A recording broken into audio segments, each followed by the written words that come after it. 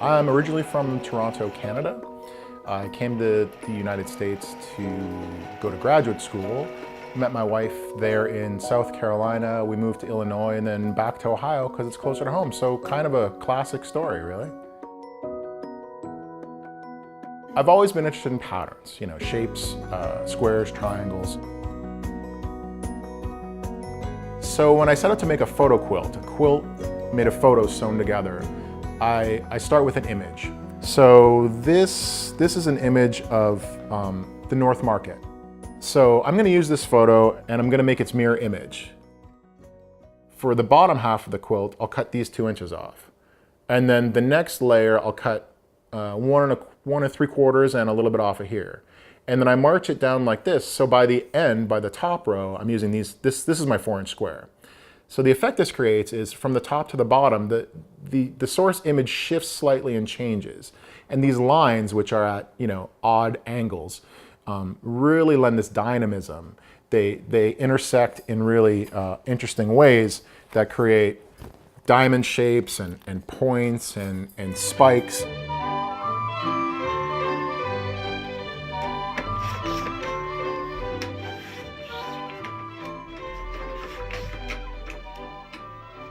Traditional quilts, they're made with fabric, and so often, the story is, this is my grandma's apron, and this is my Aunt Myrtle's dress that she wore to Sunday school. And for me, I can capture memories through photographs. I can identify patterns or places or things, and then use them in much the same way, make a quilt out of those instead of out of fabric. And so it's all about, exploring the city, finding interesting viewpoints, finding things that reach out to me as a really dynamic image, and then I cut them up and sew them together and see what happens.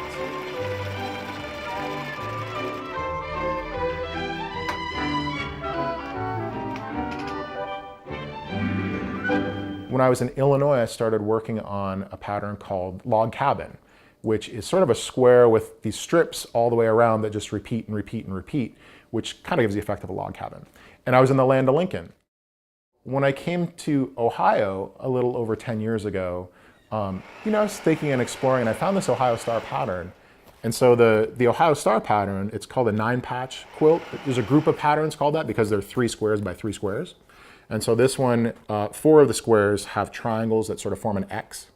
And so the thing I like about these is you get these, where these 4 triangles come together, you get these sort of kaleidoscopic-y, diamond-y spots. And then there's this pattern that sort of repeats square, triangle, square, but when you put it next to another block, it's square, triangle, square. So right when you think you've discovered the pattern, square, triangle, square, that's not a triangle, that's another square. And to my eye, it's complicated enough that you have to sort of look twice to really figure it out. And I don't always feel like when I'm looking at it that I've figured it out. One thing I really try to do with my work is to create objects that you can appreciate both up close and from a distance. So from a distance, it almost looks like a carpet or wallpaper or interesting shapes. And then you get up close and you go, hey, there's a person there. They're walking down an aisle. Is that the North Market? And you kind of look and go, that's the North Market.